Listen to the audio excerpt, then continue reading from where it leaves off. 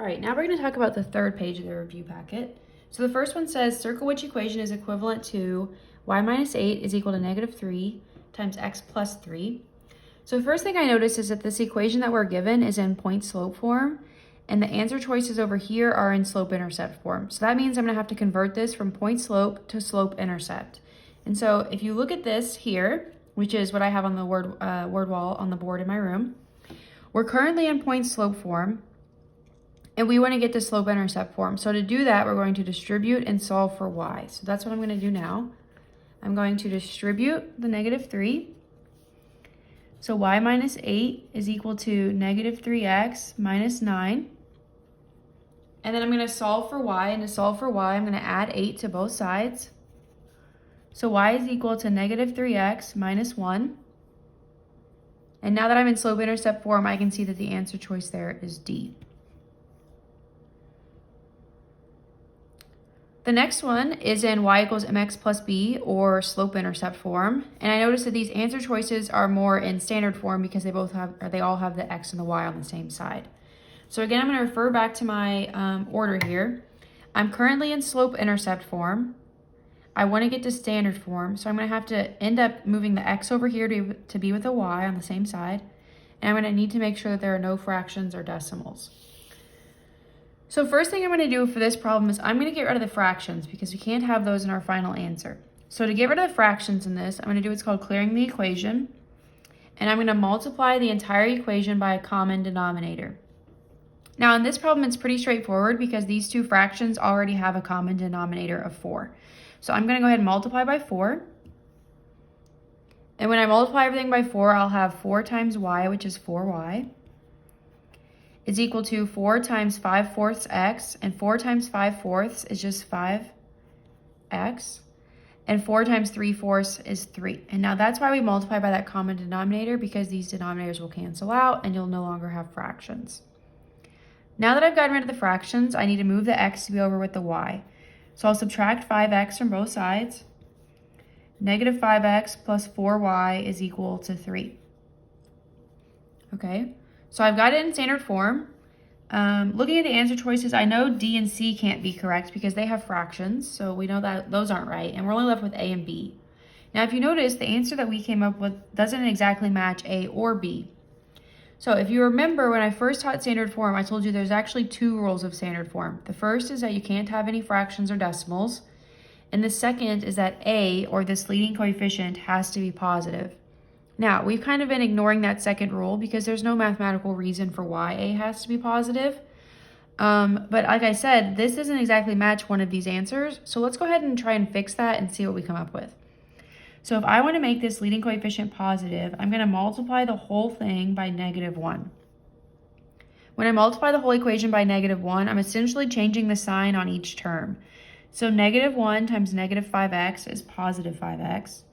Negative 1 times positive 4y is negative 4y, and negative 1 times positive 3 is negative 3. So now that I've gotten rid of no fractions, A is positive, x and y are on the same side, I see that B is the answer for this. The next one says, circle the correct point-slope equation that contains a slope of 4 and a point negative 3, 2. So we have a slope of 4 and a point of negative 3, 2. And we want to write it in point-slope form. So remember, point-slope form is y minus y1 is equal to m times x minus x1. So some of you can probably just look at this given information and figure out which answer choice it is. If not, go ahead and just plug this into the formula and see what you come up with. So y minus y1, well in this case y1 is 2, is equal to the slope, which is 4, times x minus x1, in this case x1 is negative 3, and I'm going to put that negative 3 in parentheses so I can keep that negative sign with the 3. And then I'll clean that up a bit, and I see I have y minus 2 is equal to 4 times x minus a negative 3, and minus a negative is really plus. And so once I put it in point slope, I see that D is the correct answer for that problem. Now the last problem on this page says the situation is modeled by the table below. So we're given a table that is talking about the number of weeks in terms of money in a savings account. And it says, write the equation of a line in slope-intercept form. which is y equals mx plus b. And it gives us some hints. It says first find the slope, then point slope, and then convert to slope-intercept form. So again, I'm going to refer back to my word wall information. We're going to find the slope. We're going to pick one of those points and then use the slope to write point slope form. And then we'll distribute and solve for y to get it into y equals mx plus b. So first thing I'm going to do is find the slope. And to find the slope, I need two ordered pairs. Well, a table is just a set of ordered pairs, so I can pick any two of these that I want. I'm just going to pick the first two. And these ordered pairs are 3, 159 and 5, 207. So when I find the slope, I'll have 207 minus 159 over 5 minus 3. And 207 minus 159 is 48. 5 minus 3 is 2. And 48 divided by 2 is 24. So I found the slope to be 24. So that's the first step. The next step is to pick one point, use the slope and the point to write point slope form. So I'm going to pick one of the points, and I'm just going to pick this point here, and I'm going to write it in point slope form. So I'll have y minus 159 is equal to the slope times x minus 3. Okay, so I found the slope, I wrote it in point slope form, and the next thing I'm going to do is distribute and solve for y. Okay, so we're going to distribute and solve for y. So when I distribute, I have y minus 159 is equal to 24x minus 72.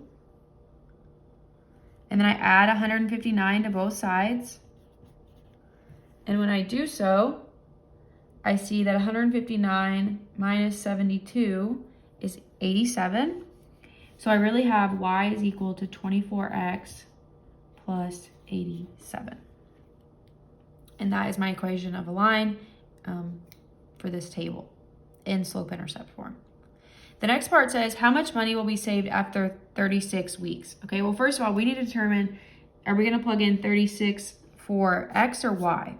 Okay, well, this is saying 36 weeks. And so if you look at a table, it's always x column first and then the y column. So in this case, weeks is talking about the x column. So we're going to plug in 36 for x. So I'm given my equation, and I'm going to plug in 36 for x. And when I do so, I'll have 24 times 36, and then I'll add 87 to that, and I'll get 951. And it says how much money, so it's $951. The next part says how many weeks will it take to save 567. Well, we're talking money here, and money is y. So in this problem, or this part of the problem, we're going to plug in 567 for y. So 567 is equal to 24x plus 87. And now we're going to solve for x. So I'll subtract 87 from both sides. And I get 480 is equal to 24x. I divide both sides by 24, and I should get 20 for that answer. Okay, and then it says how many weeks, so this is 20 weeks.